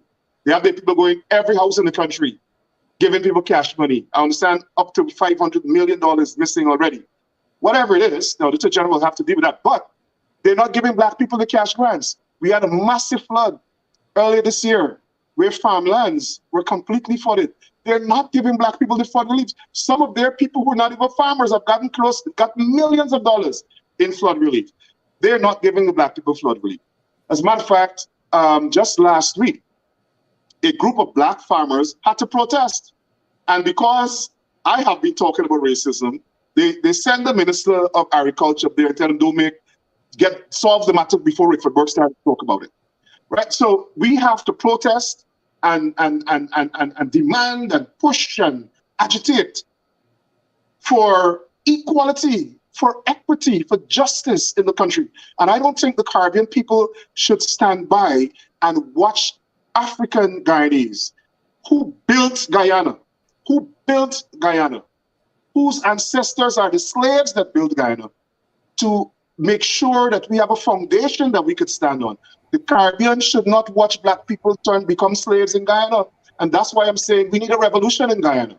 There must be a revolution. Or the United States and the ABC countries, we call US, Canada, and Britain, or US, Britain, Canada, ABC countries, will have to negotiate some sort of arrangement on how we can govern this country, because we are not prepared to sit down and allow this government to continue to slaughter black people, make sure that people who don't support them, black and Amerindians and some East Indians who don't support them, don't benefit from the natural patrimony and the resources of the country.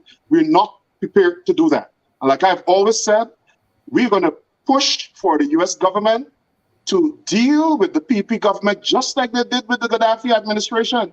I know they're going to come off of this show and they're going to put clips of me saying all sorts of things. I don't really care. If you mistreat black people, we're going to fight you back. Kenny? Go ahead. I want you to tell the listeners and to remind Rickford Burke that CARICOM headquarters is in Guyana. They don't care. We should care. That's my point. We should care that it is there. I think CARICOM headquarters is in Guyana. I think the CARICOM headquarters should be removed from Guyana because Guyana is not a democratic society. And who would remove it? It goes right back. The people. I've been blowing this trumpet all evening, and I'm not sure when we are going to understand this. We're making joke. My auntie would say, we're making sport. Exactly so. And this is my problem, because I'm watching it. I've been watching it. Listen, CARICOM has no credibility, absolutely no credibility in the world whatsoever. It's a joke box. One of the leaders running with his pants in his hand to catch a car running out a woman's house with his pants in his hand, and another one. You can't put in there anybody, young child.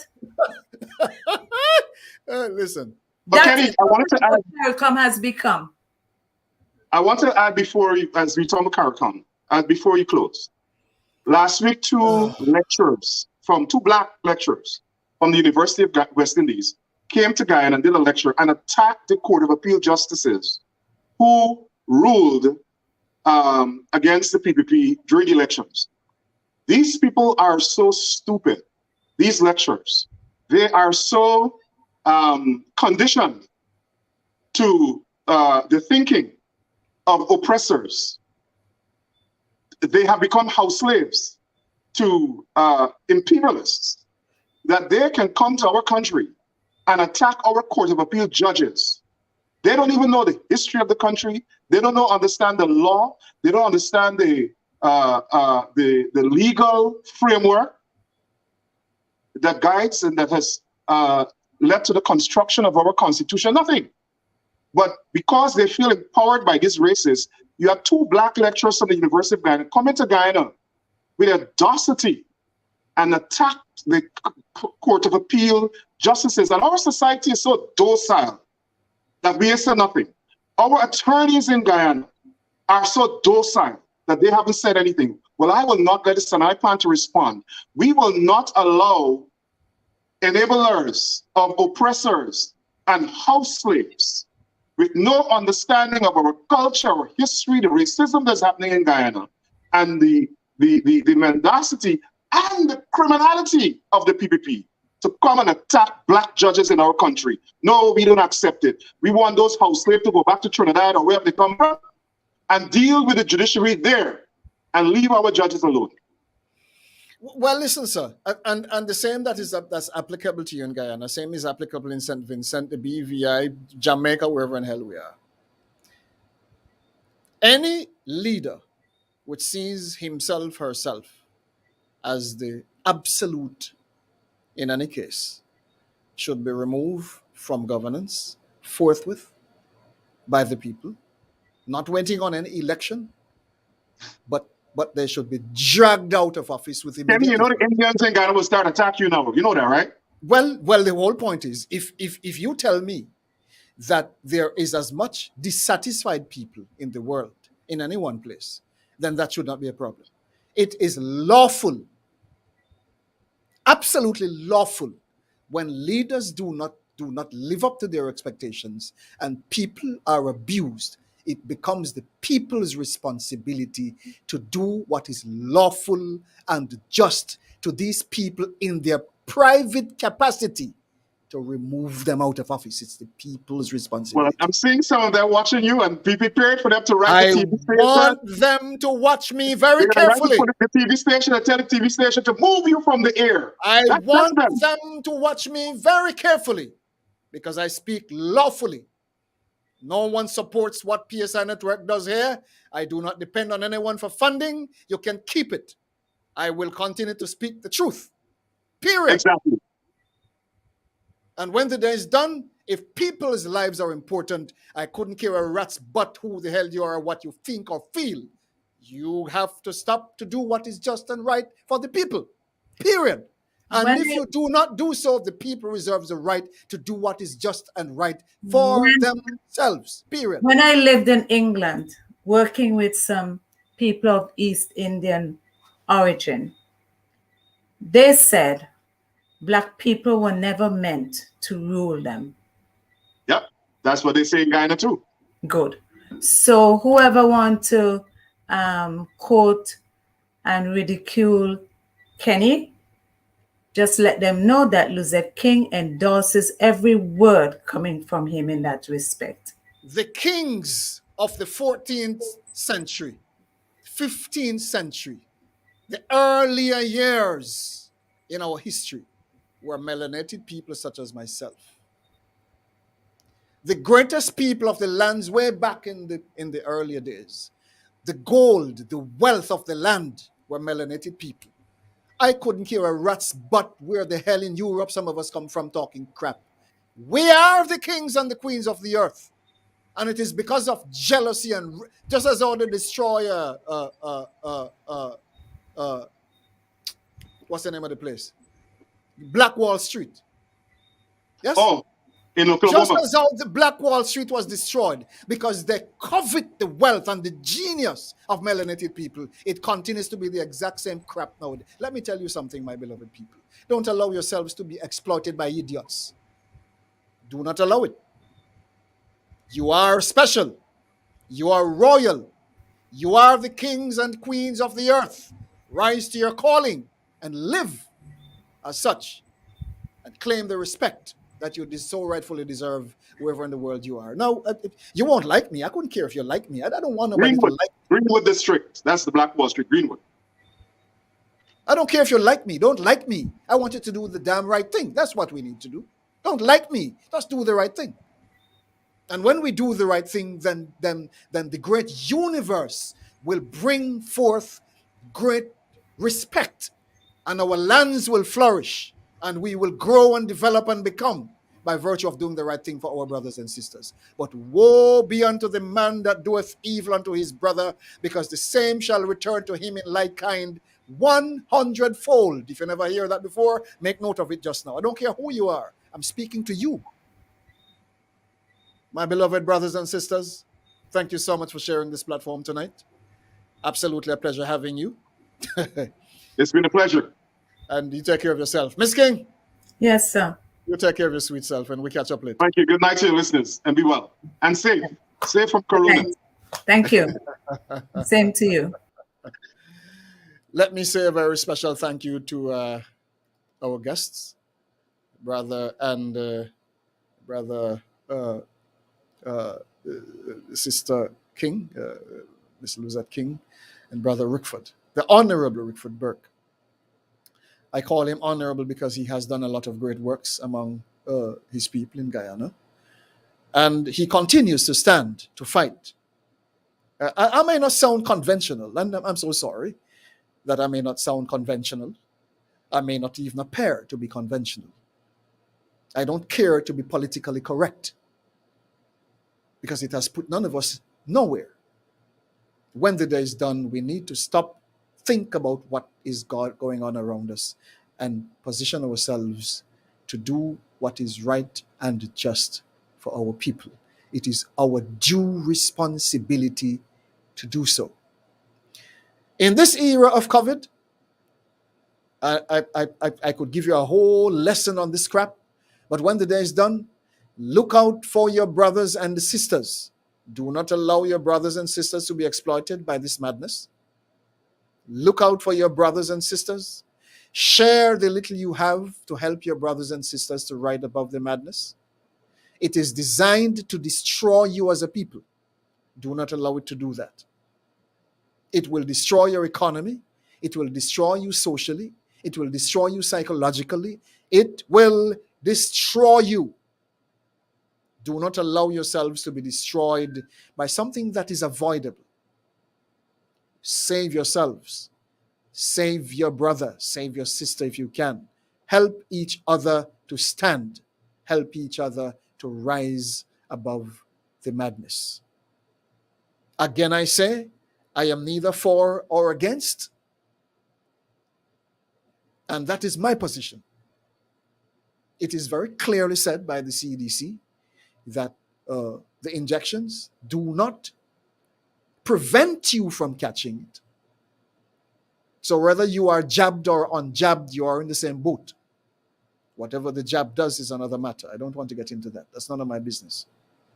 But when the day is done, stay connected to appropriate sources for information. Don't be a jackass, please, my people.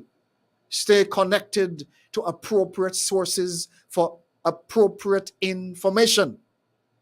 And when you have gotten appropriate information from appropriate sources, do the right thing for yourself.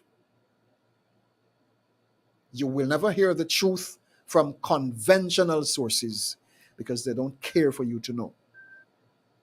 Media is dead. You cannot depend on media, conventional media, for the truth. You will never hear it. Find sources that are reputable, where you can get good information. And when you have found it, please do the best thing for yourself and your family, so you will be able to see the end of this century into the next. If you are not a member of PSI Network, please go to your Facebook page, and like the page.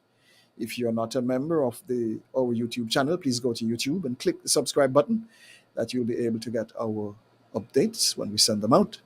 And in the meantime, we have some amazing things happening. If you are interested in learning a lot more about yourself as a person, if you're interested in learning a lot more about yourself, please go to our Facebook page, send me a note, leave your number there so we can connect with you and we can share more information with you as to how you can connect with sources which will help you to understand who you are, what your rights are, and how to protect yourself, especially in this season of uncertainty.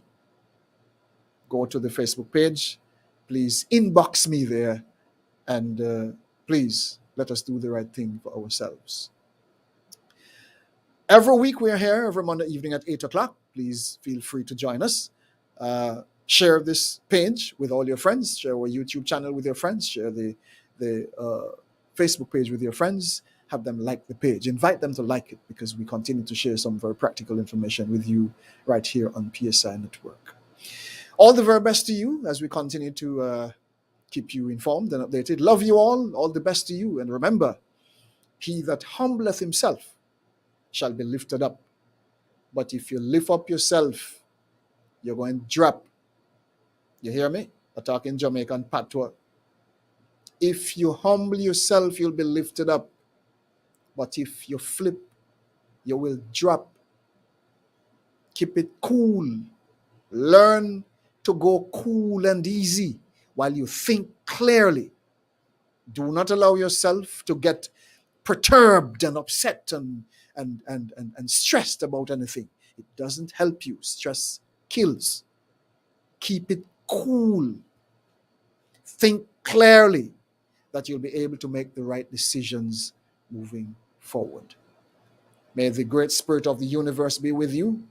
May peace be upon you in your household until we meet next Monday evening at 8. All the best. You have been watching the latest development, and you seem to be very unsure of what to do next. You know something is about to happen, but again, you simply keep watching without a clue as to what to do next. Wake up, my brothers and sisters.